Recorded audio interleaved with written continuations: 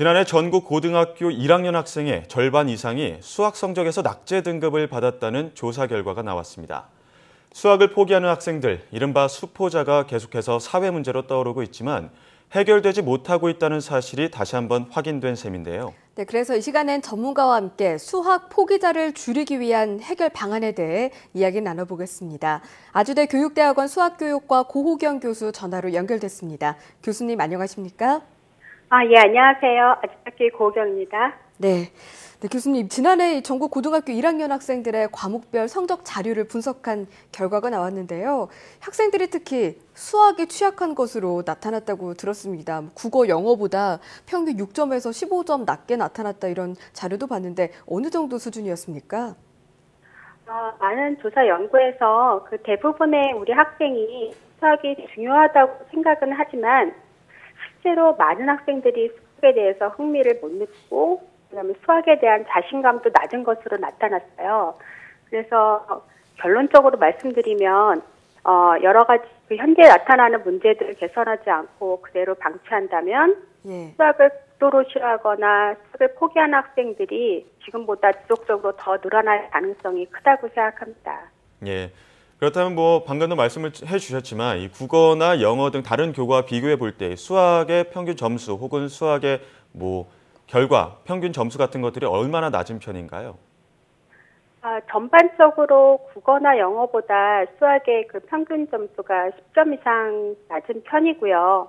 그 성취 수준을 나타내는 그 A, B, C, D, E 수준이 있잖아요. 그 중에서 그 D와 E 수준을 받는 학생의 비율이 국어나 영어에 비해서 높은 것도 사실입니다.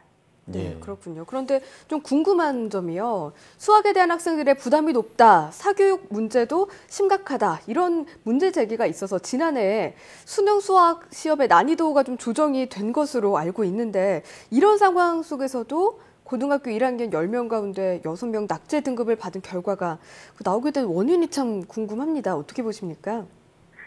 네. 낙제 등급이란 표현은 아무래도 좀 교육적으로는 적당하지 않은 표현이라고 생각하는데요. 어쨌든 그 D와 E 등급의 비율이 높은 것은 바람직하지 않죠. 가뜩이나 수학에 대한 아이들의 자신감이 높지 않은 현실에서 자신의 수학 성취 등급까지 낮으면 하고자 하는 의욕이 더 떨어지겠죠. 그렇죠. 네, 원인은 상당히 복합적이어서 한 가지 이유로 설명하기가 좀 어려운데요. 우선 학교 시험에서 이유를 찾자면 먼저 수학 과목에서 A, B, C, D 같은 성취 수준을 정하는 점수가 타당하지 못하다는 생각이 좀 들어요.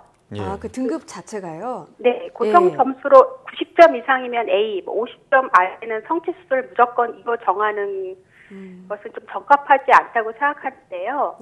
왜냐하면 20점을 받는 학생이나 50점을 받는 학생이 같은 수준이라고 보기는 어렵습니다.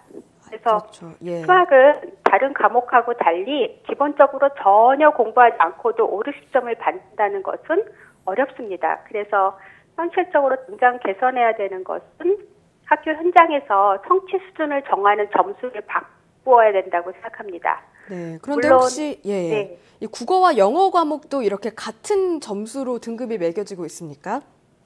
네, 그렇죠. 그러나 국어나 영어보다 일단 아까 말씀드린 것처럼 수학이 조금 독특한 과목 성격을 띠거든요. 그래서 점수 보정이 일단은 C 등급이 가장 높고 그 다음에 B와 D, 그 다음에 A와 E 등급이 가장 낮은 비율 형태로 좀 보정하는 게 필요하고요. 물론 시험 문제를 출제하는 데 있어서 수학 어려워하는 아이들을 좀 배려해서 문항의 난이도를 좀 고르게 해야 되는데 그렇지 못하고 시험 문제가 어려운 것도 하나의 이유가 될 수 있을 거고요. 요즘 아이들이 어려워하는 서술형 문항 있잖아요. 그 서술형 문항의 비중이 많이 높아진 것도 이 중에 하나일 거예요. 또 하나의 현실적인 이유는 사실 고등학교에 이르면 아이들이 수학에 대해서 많이 지쳐 있고 부정적 생각을 많이 갖고 있는 게 사실이에요. 그래서 많은 학생들이 수학이 어렵다고 생각하는 이유 중에 배운 내용보다 시험 문제가 어렵다고 느끼기 때문인데요. 이는 고등학교보다 사실은 초등학교부터 가장 심해요. 그래서 초등학교 문제집을 보면 문제집에 나와 있는 문제들이 너무 어려운 문제들이 많습니다. 예, 그래서 초등학교 때부터 아이들이 자신의 그 능력보다 지나치게 어려운 문항을 좀 반복적으로 풀도록 강요를 받았고, 선생님이 충분히 지쳐서 고등학교에 올라오는데, 고등학교쯤 되면 수학을 이제 공부하려고 하기보다는 예. 자신의 진로나 진학에 수학이 필요하지 않다고 판단되면 예. 전략적으로 수학을 그냥 포기하는 학생들의 비율이 이제 급격히 높아진 거죠. 예, 그렇다면 이 수학을 포기한 학생들, 이른바 수포자를 줄이기 위한 다양한 대책이 마련되고는 있지만 이 뚜렷한 효과를 보지는 못하고 있는 것 같습니다. 현재 고등수학 교육 과정이 학생들에게 너무 어려운 것은 아닐까요?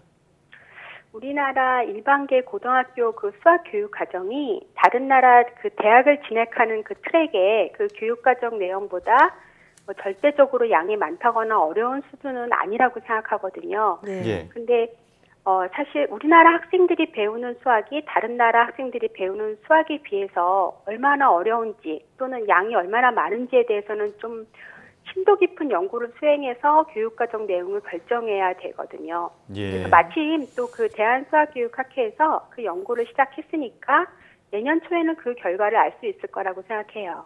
네. 예. 이 수학 교과 과정 자체가 어려운 건 아니다, 그렇게 본다라고 말씀을 주셨는데요. 그렇다면 예. 수학 수업 시간이나 교수법 중에서 좀 어느 정도 개선이 되면 좋지 않을까 싶습니다. 어떻게 보십니까? 네. 무조건 그 난이도를 낮추거나 뭐 배운 내용을 줄이는 것만이 그 수학 교육의 처한 사항을 해결할 수 있는 방안은 아니라고 생각하는데요. 예. 여러 가지 사항을 좀 동시에 고려해야 되는 거죠. 근데 예. 그렇죠. 예. 단편적으로 만약에 수학 문제를 무조건 쉽게 내면 아이들은 실수하지 않으려고 기계적으로 이제 무한 반복 연습을 할 테고요.